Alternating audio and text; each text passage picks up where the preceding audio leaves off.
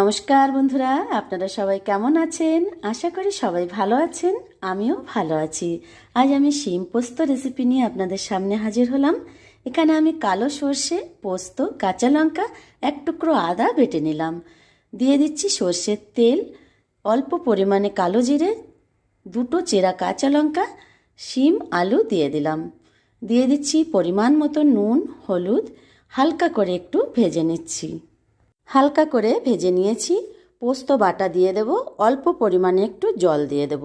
দিয়ে আমি 2 থেকে 3 মিনিটের মতো ঢাকা দিয়ে রান্না করে নেব। ঢাকা তুলে উপর থেকে কুচানো ধনেপাতা, অল্প পরিমাণে একটু চিনি, 1 চামচের মতো ঘি দিয়ে পরিবেশন করে নেব। কেমন লাগলো বন্ধুরা শিম পোস্ত? অবশ্যই কমেন্ট করে জানাবেন।